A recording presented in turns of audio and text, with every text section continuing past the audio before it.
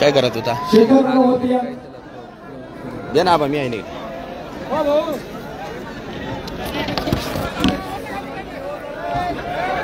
छत्रपती शिवाजी महाराज की, छत्रपती शिवाजी महाराज की. या ठिकाणी प्रभू रामचंद्राच्या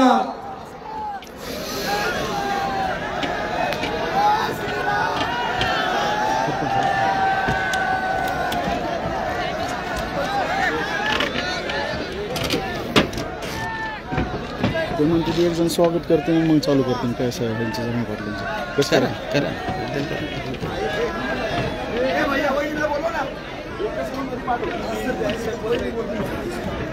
अरे हार घ्या ना तो हार हार हार हार कोणता हार? कशाला? प्रभू रामचंद्राच्या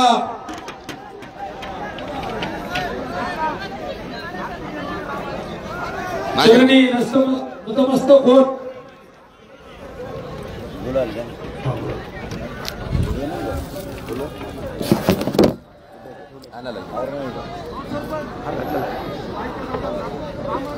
श्री प्रभू रामचंद्राची आरती या ठिकाणी होणार आहे.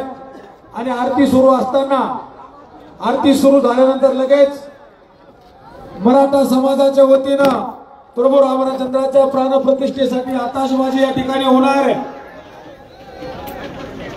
या ठिकाणी आरती सुरू होईल. ओ दादा, हॅलो. चंद्र की, सियावर रामचंद्र की. या ठिकाणी आतिषबाजी होऊन मराठा समाजाच्या वतीनं या ठिकाणी प्रभू रामचंद्राच्या या प्राणप्रतिष्ठेला त्या ठिकाणी मनापासून शुभेच्छा. या ठिकाणी ती शेखर दादा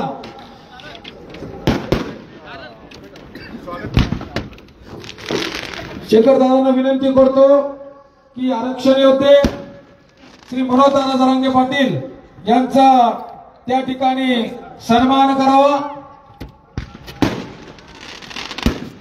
महाराष्ट्रातील 36 जिल्हे, महाराष्ट्रातील 36 जिल्हे यानंतर तुमच्या आणि त्यांच्यामध्ये जास्तीचा वेळ न घेता श्री मनोज जरांगे पाटील आपल्याला मार्गदर्शन आणि सूचना करतील. बाकीची बाजू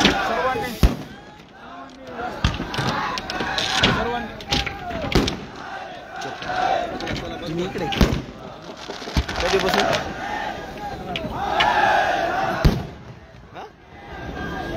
कधी बसू? काय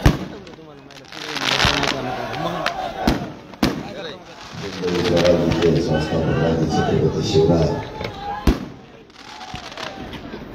कोरेगावांनी रंजनगाव परिसरात माझ्या तमाम मराठा बांधवांना माझा मानाचा यश.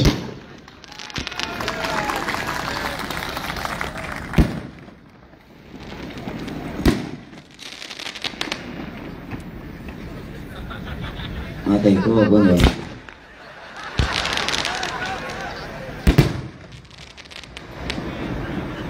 एक तर थंडी वाजायला लागली, लवकर बंद व्हायचं. बस जास्त सुरू झालं वगैरे.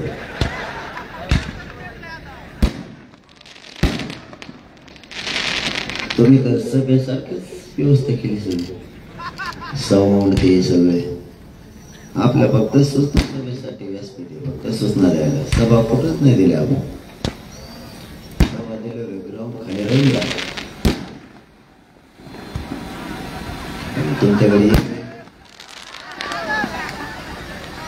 तुमच्याकडे वेगळेच प्रकार आहे.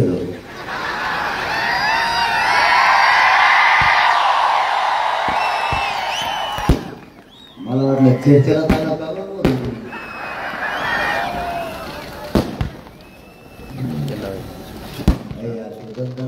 साहेब म्हणाले रिक्वेस्ट तुम्ही करा बाहेरच्या जनते त्या लेडीजला बघून दुसऱ्या लेडीज आहेत. होत आहे का बंद होईल काय नाही व्हायचं.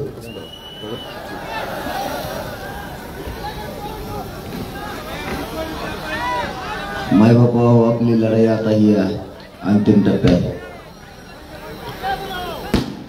आता आपण या आरक्षणाची लढाई जिंकत आहोत. तुम्हाला माझी विनंती आहे, अशी संधी आपल्याला पुन्हा नाही येणार आहे. संधीचं सोनं करायचं. श्रीमंत मराठा असो किंवा गरीब मराठा असो, शेतकरी मराठा असो किंवा नोकरदार मराठा असो, शिक्षणाला सगळ्यांना पैसे घालावे लागते आणि सगळ्यांना स्वप्न एकच असतं की आपलेही लेकर आता अधिकारी झाले पाहिजे. परंतु ते स्वप्न या आरक्षणामुळे पूर्ण होत नाही आणि सगळ्यांना पुन्हा एकदा काम शोधावं लागतं. उच्च शिक्षण आणि नोकरीमध्ये आपला जर टक्का वाढवायचा असला तर आपल्याला आरक्षणाशिवाय गत्यंतर नाही. ज्या ज्या अवघडतात मला सगळं कार्यक्रम वेगळाच मला दिसत. तुम्हाला मुंबईला असंच करता का?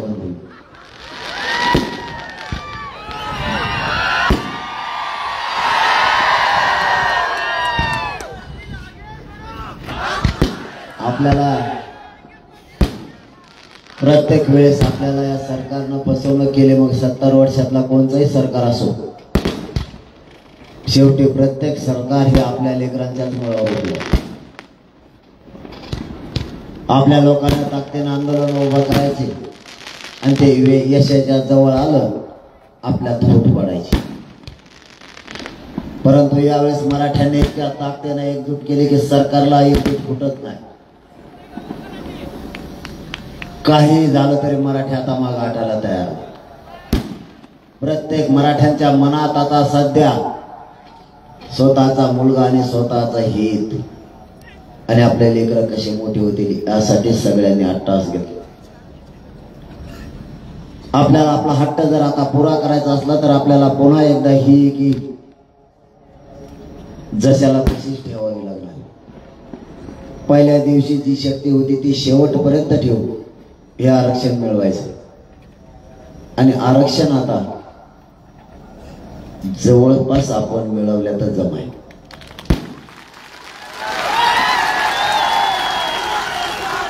या राज्यातला किंवा या देशातला आता कोणीही आडवा आला तरीही मराठ्यांना ओबीसीतूनच आरक्षण मिळणार यात काही शंका नाही. देव जरी आडवा आला तरी मराठ्यांना ओबीसीतून आरक्षण मिळणार म्हणजे मिळणारच. 4-2 जण होते त्यांचा कार्यक्रम केलाय आपण. कारण मराठ्यांच्या पुढे तग धरणं एवढी सोपी गोष्ट नाही. शेवटी मराठा तो मराठाच. जर याच्या कोणी नादाला लागायचा प्रयत्न केला तर पाणी पाजल्याशिवाय मराठा फिरून शांत समोरच्याला बसेल.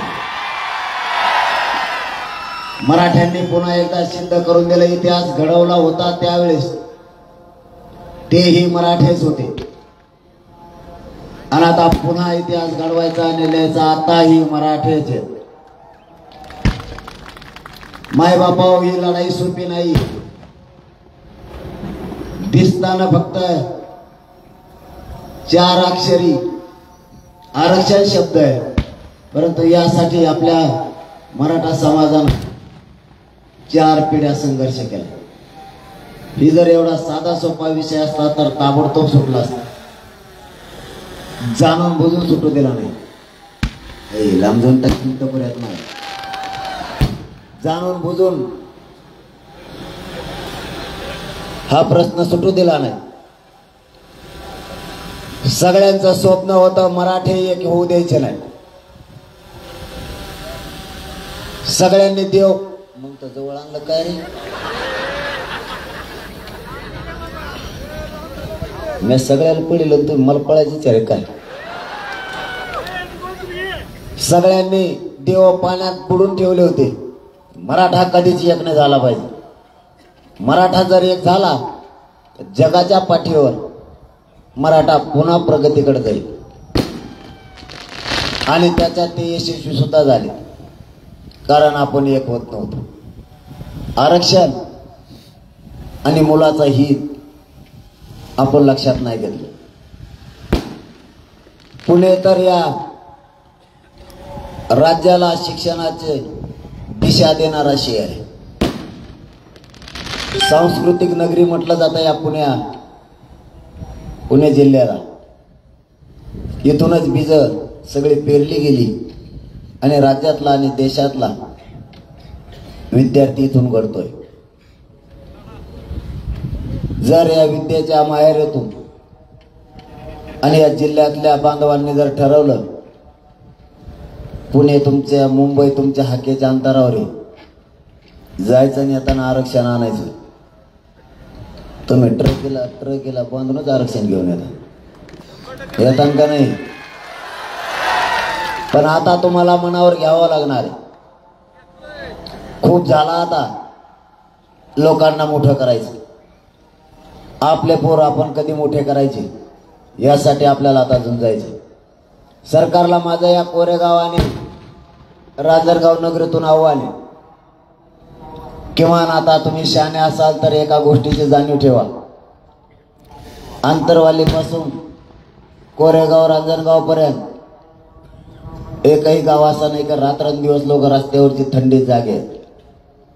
या लोकांच्या वेदना जाणून घ्या. इथं काय काम नाही म्हणून लोक रस्त्यावर उभा नाहीयेत. लाखाच्या संख्येने छोटे छोटे लेकरं घेऊन सुद्धा माझा मराठा समाज रस्त्यावर उभा आहे. तुम्ही वेळेवर भाण्यावर या. नसता तुमची आम्ही पूर्ती जिरवल्याशिवाय आता मागे सरकणार नाही.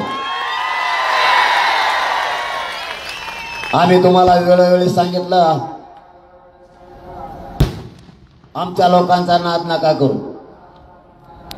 हे लोक पेटत नाही. जर एकदा पेटले तर समोरचा कवासी त्याचा सुपडा साफ झाला हे मराठी कळवू देत नाही. आमच्या लेकराच्या न्यायासाठी, ते मोठं होण्यासाठी आम्ही कोणत्याही टोकाला जाऊ शकतो आणि ते मराठ्यांनी पुन्हा एकदा सिद्ध करून दिलं. नुसती मुंबईची हाक दिली, अख्खे मराठी मुंबईकडे निघाले. आता मला टेन्शन यायला लागले. मला मुंबई जायच्या आधीच मुंबई फुल होती का काय? मी इकडेच राहतो का काय? इतके तरायला लागले ते नमुने. हे मराठीचे पोटे असे बेकारी. 9 वाजले काय? तुमचा लयच आवाज निघतो म्हणून. मीडियाच्या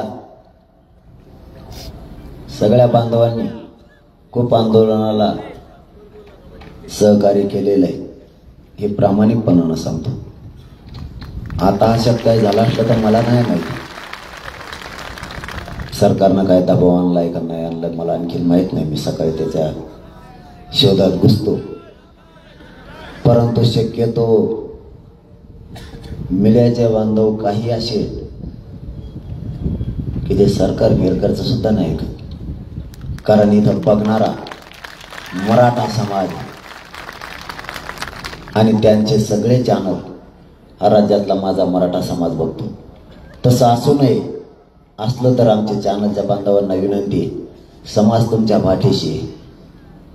हा समाजच तुमच्या चॅनलवर राज्यभर बघतोय. दबाव आला असला तर आम्हाला सांगा, ते उठवायची ताकद मराठ्यात आहे. फक्त महाराष्ट्रातल्या भरातल्या सगळ्या मराठा बांधवांना सांगतो, खात्रीशीर आपल्याला माहिती मिळेपर्यंत मीडियाच्या बांधवांना काय म्हणू नका. कारण खात्री केल्याशिवाय आपण इथून पुढे काहीच करत जायचं नाही. वैयक्तिक जीवनासाठी सुद्धा सांगतोय तुम्हाला.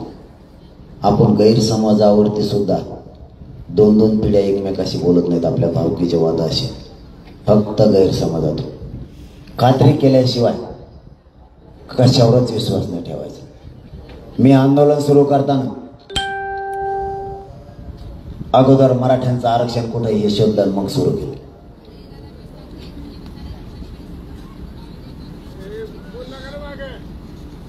आरक्षण अगोदर शोधलं, डायरेक्ट आंदोलन नाही सुरू केलं.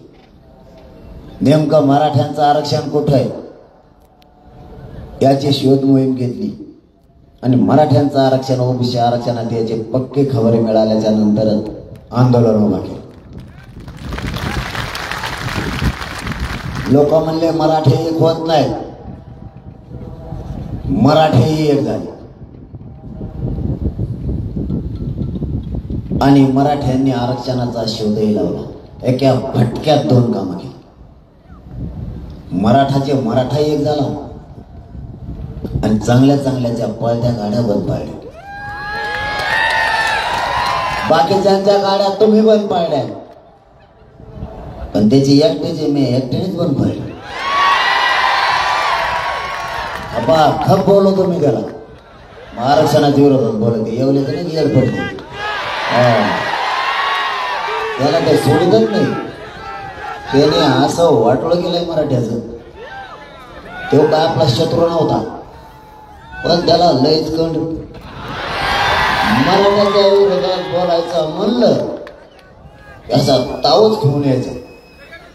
एकदा झालं, 2दा झालं, 2-3 बार असा पट्ट्यावर घातला. अरे ते म्हणलं बेकार बोलत आहे बरोबर. आता तर बाजाराची पिशीच आहे त्याच्या हातात आणि कागदच आहेत त्याच्या. कोणत्या संपादकाकडे जातो आणि म्हणतो तुमच्या दम असतात वाचाय, त्यांना म्हणतो ते काय हलवायचे तू तुपलं वाचव ना. मराठ्याच्या आरक्षणाच्या विरोधात बोलतो. हे मराठ्याचे पोटे लेखाला का ते लेबा खाली बसल्या बसल्या असे खाली खवट शिदी एका शीत 2 दिवस मग भाकर कर नाही बाबा. कुठून साबरून आणल्या कुठून नदी आणि ते त्याला दाखवतो चॅनलला, बघा बघा मला किती त्रास आहे, तुमच्या दम असला तर वाचून टाका तू. ते काय वाचायचं तू तुपलाच वाचव. काय आरक्षणाच्या विरोधात बोलतो मग तुला अगोदर कुणी काही बोललो का? मराठ्यांच्या वाटा गेल्यावर ते सोडी देईन का? हे काय साधे नाही. मला ती एक असा अनुभव आला तेव्हापासून मी बी आधी सांगायचं बंदच केलं तुम्हाला. आता पुढे काय करायचं. मी 17 तारखेला बैठक राज्याची घेऊन सांगितलं आपल्याला मुंबईला जायचं नको, आपण काय करू एक फाईट इथं सांगू, ग्रामीण भागातच आपण लढा उभा करू. हे पोट्टे खाली बसलेले का बसले का? नाही मुंबई म्हणा, मुंबई म्हणा. मला म्हणलं मुंबई काय करू मग. पण 20 जानेवारी डिक्लेअर केल्यावर गप्प बसायचं ना. त्या सोशल मीडियाला लिहित बसले. 20 तारीख सुद्धा जवळ नाही होती. कोणी गाणं त्या सोशल मीडियाला एक व्हिडिओ टाकला, मुंबईला मसळीच घेऊन निघाली आणि ते सरकार झालं बेजार. ते प्रतिनिधी लागले मला फोन करायला. ते म्हणले होय तू मसळी घेऊन येणार आहे का? मला माहिती टाकलं त्याला. बरं त्या द्वारमध्ये मी बसलेले मसळीवर उलटे तोंड करून बसले आणि ते फोटो टाकले. एकाच्या टाकडे इकडं आणि एकाच्या इकडे. ते म्हणते होय मसळीवर किती लोक बसतात म्हणलं ते बी मला माहित नाही, तूच बघायला.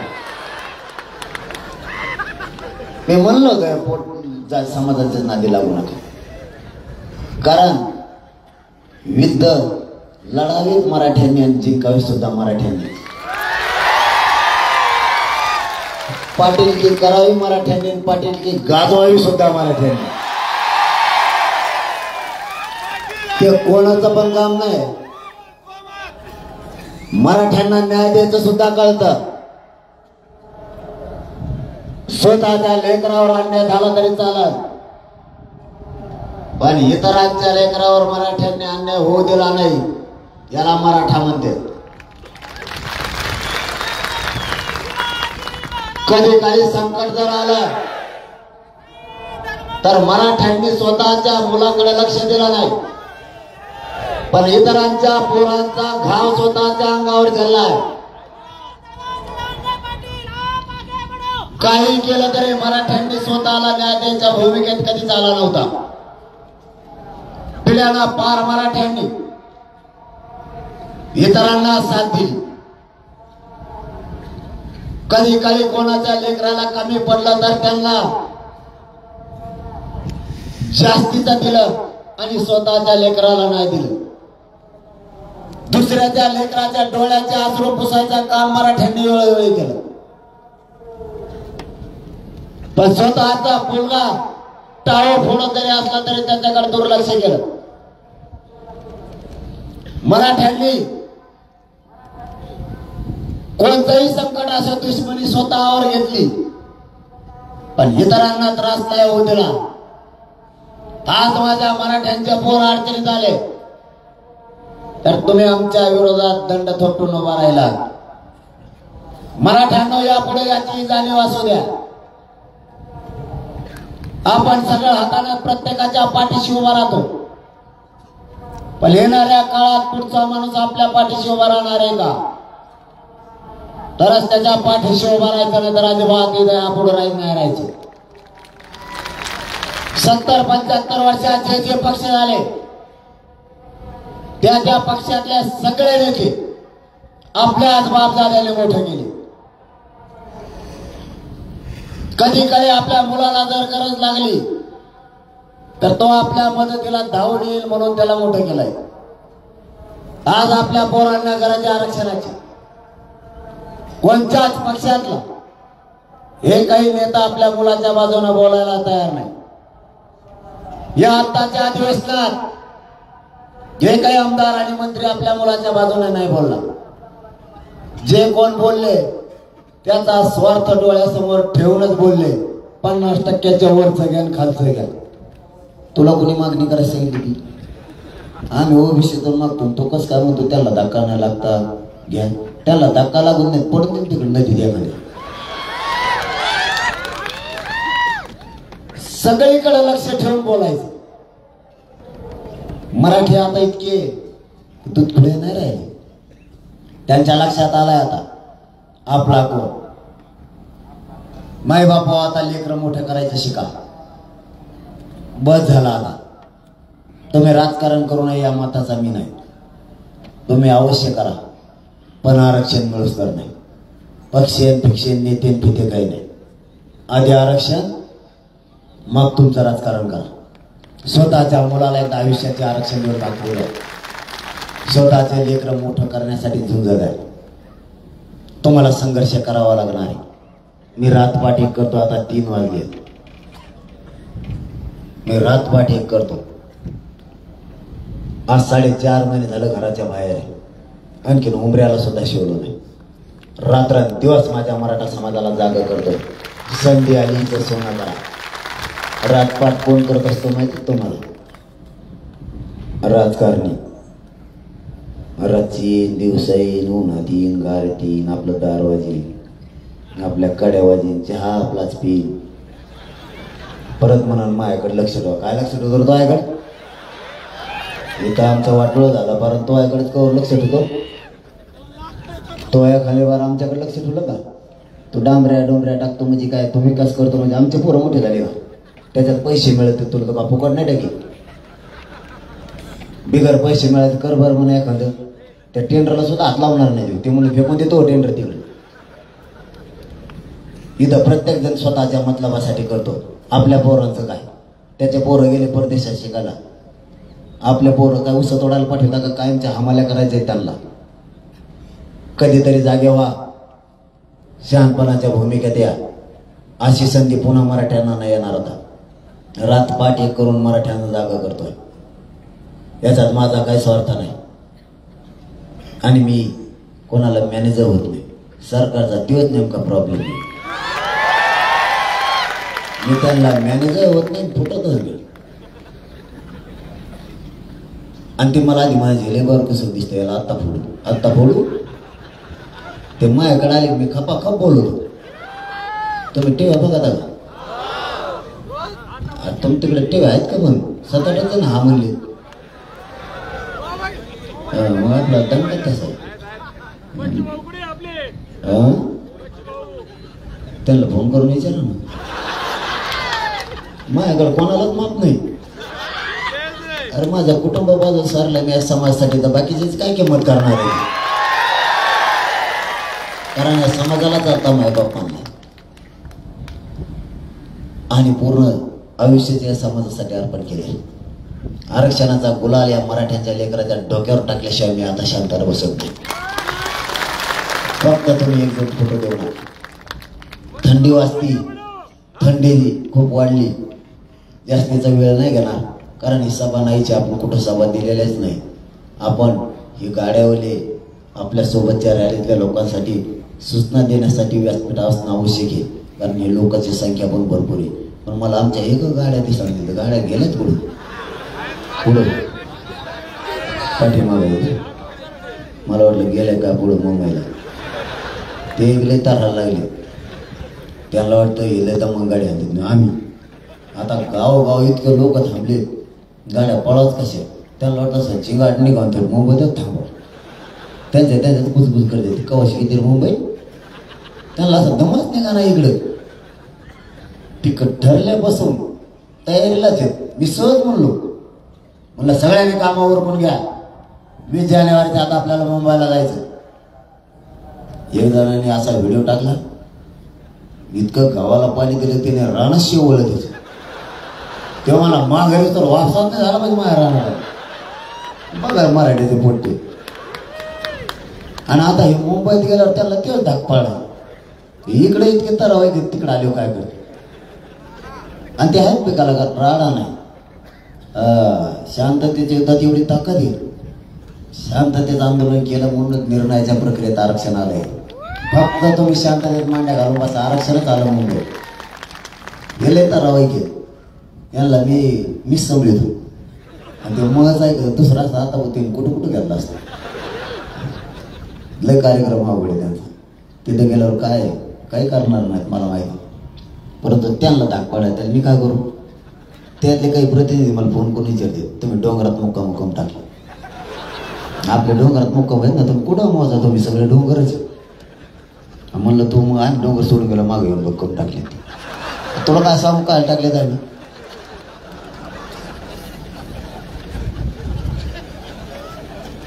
तिथे वारी सारखं द्या, ती वारी नसते का आपली पंढरपूरची. त्यांना वाटतं मुक्काम वारीच्या गावात असते आणि यांची पायी वारी. तर मी गावात मुक्काम नाही, डोंगरात कमी आहे. आता मला सांगा, इतके पोटे 2-2.5 कोटी मुंबईपर्यंत, यांना जर एखाद्या गावात मुक्कामाला ठेवलं, ते जर पाठा पिताला गाडून बसले, मेल राहिलं गावात 6 महिने त्या गावावर सुचन का. आणि मग त्यांना कळलं, ते म्हणलं अयो यासाठी डोंगरात मुक्काम आहेत का. म्हणलं हा. आणि मग मुंबईत आल्यावर म्हणलं तिथं जागा मिळेल. तिथं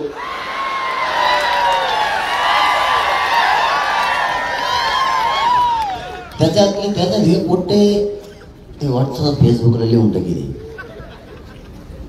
मंत्री कुठं झोपतो बघायची, गादी कसली असते बघायची. आणि त्या काचाट्यात का गादी सापडी, त्याचं कामच झालं म्हणून सांगायचं. इमान बघायचे. आता का पंख्यावर जाऊन बसतो इमानाच्या. मला तर असा धाक पाडाय, मी अमरवण पुसला बसल्यावर दिवसभरात माझ्यापाशी बसायचे का ग. मी जागा आहे तवर रातचे सगळे मुंबई फिरून येते का ग. ते मध्ये हिरोईनचे बंगले कुठे ते बघायचे, बिस्किटाच्या कंपन्या कुठे त्या बघायच्या. एक जणांनी तर मला त्या गिरगाव चौपटीचा नकाशात टाकेला. ते म्हणलं असं गेलं का असं येत नाही, तसं गेलं तिकडे ते असतं. म्हणजे हे गेले बी का वाटलं की मापा घेऊन आले मुंबईला. आणि आपण तरी सरकारला कुठं का मागितली, एवढी एक तर गोष्ट मागितली. आपण आपलं सगळं साहित्य सगळं चालले, सरपाना सकट राखे डिझेल देणार नाहीत गाडीला, त्याचे सौर ऊर्जाच बसल्यात काही गाडीला. तेव्हा त्यात कोकण वायर खुशीला की आपली गाडी मुंबईत थांबती म्हणलं, म्हणजे थांबतच नाही. इतकं डोकं लावतात पुढचं. मी सरकारला वेळोवेळी प्रामाणिक मतानं सांगितलेल्या मराठ्यांच्या हक्काचं आरक्षण तुम्ही त्यांना तडपू नका, कारण त्यांना सुद्धा काही मर्यादा आहेत, त्यांना सुद्धा संयम आहे. माझ्या पुणे जिल्ह्यातल्या सगळ्या मराठा बांधवांना माझी आजी विनंती, एकजूट कायम ठेवा. आपल्या पोरांना आरक्षण द्यायचंय, आपल्या पोरं यात मोठे होणार आहे. मतभेद असतील तर बाजूला ठेवा. उद्यापासून इतकं संपर्क साधा, अख्खा पुणे जिल्हा एकत्र आला पाहिजे, इतकी ताकद लावा. कारण आम्ही तुमचे लेकरं बनवून मुंबईकडे निघालो. लेकराची माया आमच्यावरती ठेवा, ताकदीनं उभा राहा. तिथं जर काही त्रास देण्याचा प्रयत्न केला तर इकडे तुम्हाला शांततेत आंदोलन करायचं. मुंबईच्या गल्ली गल्लीत मराठा 26 तारखेला राहणार आहे, गल्ली गल्लीत मुंबईच्या. आणि जर तिकडे काही त्रास दिला तर महाराष्ट्रातल्या रस्त्यावर फक्त आणि फक्त मराठाच दिसला पाहिजे इतक्या ताकदीने बोलतो. माझा शब्द आहे तुम्हाला आता मी नाही आठवत, कारण मी शब्द एकदा जर फेकला तर वापस नाही घेत. आता जीव जरी गेला तरी आरक्षण मिळेपर्यंत मागा नाही आठायचं. कारण मला 26 दिवसाचं उपोषण केल्यामुळं एका महिन्यात 2 उपोषण झालेले, 17 आणि 9. माझं शरीर मला साथ सुद्धा देत नाही तरी मी मग आटायला तयार नाही. कारण एवढी संधी आपल्या लेकराला न्याय देण्याची, आणि आपण आहे तोपर्यंतच देणं गरजेचं आहे. नसतं आपल्या पाठीमागं आपल्या लेकरांच्या खूप हाल होऊ शकते, ते लक्षात असू दे. म्हणून आपल्याला हे आरक्षण द्यायचे. मी नाही माझ्या जीवाची पर्वा करणार. मी असल नसल मला माहीत नाही. सरकारने गोळ्या जरी घातल्या तरी झेलायची तयारी यावेळेस. पण आरक्षण घेतल्याशिवाय आणि सगळ्यांचा बंदोबस्त केल्याशिवाय आता मुंबईतून माघारी फिरायचं नाही. म्हणजे तुम्हाला पुन्हा पुन्हा तीच विनंती, काहीही झालं तरी 2 गोष्टी करा. मी तुमच्यात असल नसल मला माहीत नाही, परंतु माझा मराठा समाज खूप पिढ्यानंतर एकत्र आलाय. त्यांच्यातले एकजूट फोटो देऊ नका. आता काही झालं तरी हरकत नाही, एकजूट फोटो देऊ नका. आणि माझा विचारही मरू देऊ नका. तुम्ही काम करताना ताकदीनं करा आणि आपल्या घराघरातले मराठ्यांचे लेकरं मोठे झाले पाहिजे यासाठी ताकदीनं एकजूट राहा. मुंबईकडे लक्ष असू दे, कारण गेलेले पोरं सुद्धा तुमचेच आहेत. त्यांना अडीअडचणी जर आल्या तर इकडं ताकदीनं उभा राहा. आणि तुम्हाला मुंबई जवळ आहे, शक्यतो तुम्ही सगळ्यांनीच मुंबईकडे 26ला चला. तयारी केली का? नक्की सांगा बरं का. इथं हो म्हणायचं मला एकट्याला कुठं घ्यायची तिथे. सगळेजण जरा जोराने निघा तिकडे. निघले नमुना मी का असं मुंबईचे मैत्रिणी होते त्यांना, ते जर मध्ये काही चाळे करायचे प्रयत्न केले. मी बी असा लागलोय त्यांना, तुमच्या रक्तामासाचा आहे, खानदानी आहे, फुटणार नाही आणि तुमच्याशी गद्दारी मरेपर्यंत करू शकत नाही. कारण ज्या समाजाला मायबाप म्हणलं त्याच्याशी गद्दारी करणारी पैदास माझी नाही. मी नाही गद्दारी करू शकत. म्हणून तर यांनी सगळ्यांना हात टेकले. प्रत्येक बैठकीला मंत्री बदलतो आपल्या, डबल तेव्हा माघारी येतच नाही. एकदा जर कचऱ्यातून माया गेला दुसऱ्या बारी तेव्हा तो तिकडं नको जायचं. तुम्ही तुमच्या दुसऱ्या पाठा नाही तर आपला राजीनामा घेतला तरी चालेल, तिकडे जात नाही. ते खपा खप बोलत आहे म्हणे, काही बोलत आहे. आणि बोलत चार भीती तर बोलत नाही, मीडिया पुढंच बोलत आहे. इकडं सगळं कार्यक्रमच लागत आहे मला. त्यामुळे प्रत्येक बैठक शोधून बघा, डबल आपल्याकडे माघारी आली नाही. सगळ्यात जवळपास 27-28 बैठका झाल्या 4.5 महिन्यात. फिरून ते मंत्री माघारी आलेच नाही. काही ते विचारायला म्हणून गेले तर आणखीन माघारी आले. मी त्यांना खूप वेळेस म्हणलो आमचं आरक्षण कुठं आहे. ते म्हणले आम्हाला माहित. म्हणलं मग तुला कसं काय मिळालं. ते म्हणलं मी साहेबाला विचारून येतो. आणखीन माघारीत नाही. असे लय जमे. मध्ये तुम्हाला म्हणले तुम्हाला विमानाने नेतो पण मुंबईला बैठक चला. म्हणलं तुलाच जाय एकटा हिंड तिकडे गौरव. मी माझ्या मायबापाला आणि या समाजाला सोडून कधीच एकट्यात चर्चा नाही केली. काय बोलायचं ते पवित्र व्यासपीठ आहे मराठ्यांचं, याच्यावर सांगा. आणि यावरच चर्चा केली. समाजावरती माझा मी विश्वास ढळू दिला नाही आणि माझा प्रामाणिकपणाही समाजासमोर सिद्ध केला आहे. रात्रंदिवस जागतो याचा अर्थ या समाजाचे लेकरं मोठे होणार. शेवटचं स्वप्न आहे मायबापावर. मराठ्यांच्या पोरं या दिलेल्या आरक्षणातून क्लास 1 ते क्लास 4चे अधिकारी झाले पाहिजेत. IAS IPS दर्जाचे अधिकारी मराठ्यांचे बनले पाहिजेत. यासाठी हा संघर्ष सुरू आहे. आणि आता शेवटच्या टप्प्यात हा आरक्षणाचा लढा आलाय. चांगल्या बोलत्या आता बंद झाल्या. फक्त तुम्ही आता मागं पुढे वळू नका आणि आपल्यात एकजूट आपले फोटो देऊ नका. राजकारण्यांना आता डाव साधू देऊ नका. ते गोड बोलून आपल्यात फूट पडतील, त्याचा स्वार्थ त्यात पूर्ण होईल. पण आपल्या लेकरांचं वाटोळ झाल्याशिवाय राहणार. तुम्ही राजकारण जरूर करा पण आरक्षण मिळाल्या अगोदर नाही. आपलं मागणी ओबीसी आरक्षणातून, आपलं म्हणणं सरकारकडे 54 लाख नोंदी मिळाल्या, त्याचं प्रमाणपत्र वितरित करा. सरकार ते करत नाही. आरक्षण जर नसतं आणि पुरावे नसते तर आपल्याला कधीच आरक्षण यांनी दिलं नसतं. पुरावे असून हे देत नाही, मग आपली काय चूक? एका पत्रावरती त्याच्या सगळ्या परिवाराला द्यायचं असं कायदा सांगतात. एका नोंदीवरती 250 जणाला त्याचा लाभ मिळालाय, प्रमाणपत्र मिळाले एकाच नोंदीवरती. बीड जिल्ह्यात एक गाव असं आहे की तिथं एक प्रमाणपत्र मिळालं, त्याच्यावरती 250 जणांना लाभ झाला. 250 जणांना प्रमाणपत्र देण्यात आलं एकाच नोंदीवर, आणि त्याचं गावच तेवढं आहे सगळं 250 लोकांचं. बेदलं ना बरोबर एकाच नोंदीवर. एका नोंदीवरती आपण 5च पकडू. आता 54 लाख पत्र दिले. एकाच्या नोंदीवरती 5 जणांचा जरी फायदा झाला, आजच 2 ते 2.5 कोटी मराठा आरक्षणात गेले. आजच आपण सगळे सोयरे एक शब्द त्यात घेतलाय. त्याच नोंदीच्या आधारावर गणगोतातील सगळ्या सोयऱ्यांना त्याच नोंदीच्या आधारावर प्रमाणपत्र देऊन आरक्षणाचा लाभ द्यायचा.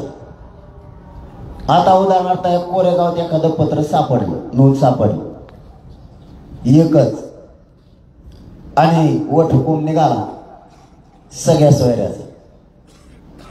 आता कोरेगावचे कारेगावचे एखादबार होतं माझ्या थंडी वाजायला लागली, बळच दम धरायला लागली. मला काय ते तसं नाही ना, बळच दम धरायला. मी आता 9च्या पुढे हातात द्यायचीच बंद केली. आता माझ हात धरते 7-8 फोटो काढते, मलाच घोडे लागले. त्यांनी काय टाकलेली असते का घालून ते भेट नाही मला काहीच नाही या टायमाला. त्यामुळे या टायमाला आपण काच बी खाली घेतो.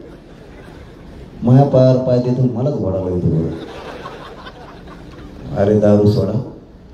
मराठ्यांनी जर 2 कामं केले ना, पोरांना आयुष्याचं आरक्षण द्या, व्यसनापासून दूर जा, जात सुधारलीच म्हणून सांगतो. तुम्ही प्रगती रोखू शकत नाही.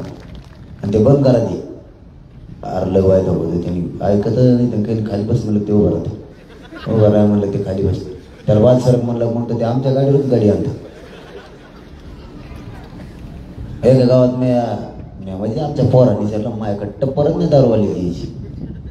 ते म्हणलं राव तुम्ही बरेच जण झोलले होते सर. ते म्हणलं तुम्हीच यायला उशीर केला, मग काय करा तो बघा कार्यक्रमांचा. म्हणजे आम्ही यायला उशीर केला मग ते टाकून आला. वा वा धंदा. सगळ्या सोयऱ्यांचा या शब्दाचा इतक्या लांबपर्यंत प्रयोग होतो. तुमच्या या गावात जरी एक नोंद सापडली, तुमचे सोयरे पुण्याकडे, पुण्याकडून कोकणात तुमचा येडा इतका लांब जातो, एका सोयऱ्याचा एका नोंदीचा थेट मुंबईतून परत तुम्ही पश्चिम महाराष्ट्रात वळून येतो. तुमचे सोयरे तिकडं पसरलेले. तिकडून तुमचं बेट परत पुढं लांबत आहे मराठवाडा. निघालेच परत तुम्ही विदर्भातून खानदेशात. मग तुमच्या एका नोंदीनी सगळ्या महाराष्ट्राला येडा आणा. आणि 54 लाख नोंदीवाल्यांच्या जर सगळ्या सोयऱ्यांना गणगोत्यातल्या द्यायचं म्हणलं, ज्याची नोंद सापडली नाही त्याला, कोणाच्या आधारावर? ज्याची नोंद सापडली त्याच्या आधारावर एक तरी मराठा खाली राहील का? झालं मग सर सगळं झालं का नाही झालं? खाली कोणी राहिलंच नाही. त्यांनी उलट केलं थोडं. एवढंच सांगतो ना. आता मला लई थंडी वाजायला लागली. 54 लाख प्रमाणपत्र द्या आणि त्यांच्या परिवाराला द्या. 2 आणि 3रा मुद्दा, सगळ्या सोयऱ्यांचा वटहुकूम अध्यादेश काढा. त्यांनी अगोदर चळवळ सुरू केली, अध्यादेश काढायची सगळ्या सोयऱ्यांची. अरे म्हणलं तुम्ही सगळ्या सोयऱ्याचा अध्यादेश काढता, पण त्यांनी प्रमाणपत्र घ्यायचं कोणाला? मग बसली. 54 लाख लोकांना जर अगोदर पत्र दिले तरच त्याच्या सगळ्या सोयऱ्यांना फायदा होईल ना. बागायती एखादी शेती करायची म्हणलं आधी येर खंडा लागेल ना. का आधीच मोटर आणून ठेवतो, मग काय टाकतो का ठेकळात माती तिथं? तो आधीच अध्यादेश काढायला म्हणलं. ते लय लाडात आलं माझ्याकडे. त्याला वाटलं सगळे सोयऱ्याचं काम झालं म्हणजे उठण आता आंदोलनातून. मी जवळ येऊन दिलं त्याला वाचेलं बिचेलं म्हणलं आदेश काढायला लागलंय खरं आहे, सगळ्या सोयऱ्यांचं आहे हे खरं आहे, त्याच्याबद्दल तुमचं स्वागत. पण ह्या सगळ्या सोयऱ्यांनी ही कागद घेऊन जायचं कोणाकडे? त्याच्या सोयऱ्याला प्रमाणपत्र मिळेल तरच जाईल ना त्याच्याकडे ठेवू की तुमचं मिळालं आता मी तुमचा सोयऱ्या आहे द्या मग शपथपत्र करू, बरोबर ना? आता त्या 54 लाख लोकांनाच येऊन दिलं नाही तर ती कागद काही टकोर घेऊन हिंडायचा का? गेले मागे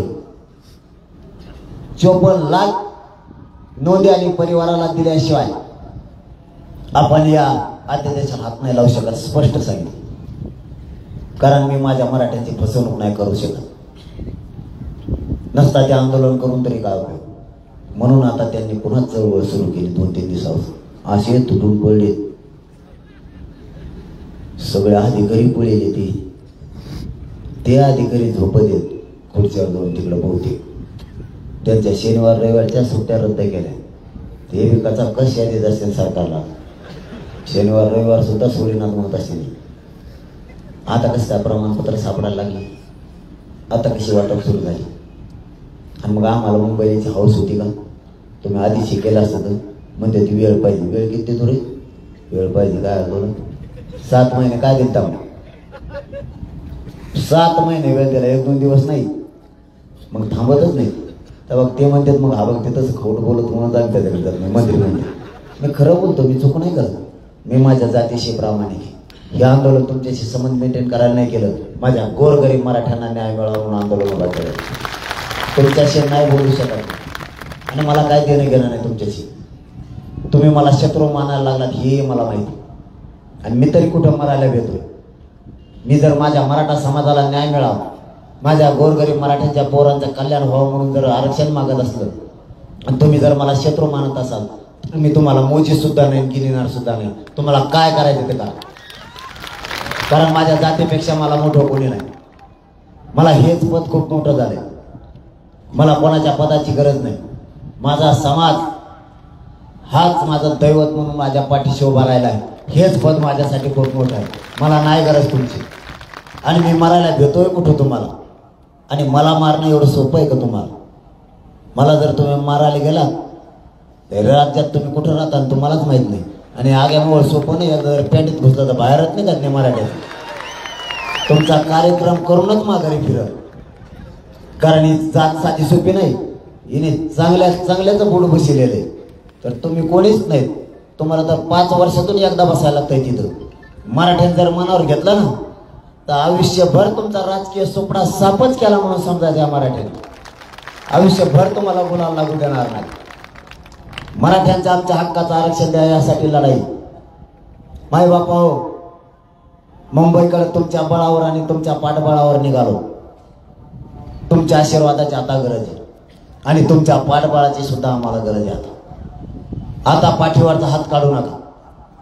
एकदा हे आरक्षण मिळेपर्यंत जाणारे मुलं हे तुमचे. कोणीही म्हणत नाही तर आल्याला मला थंडी वाजली.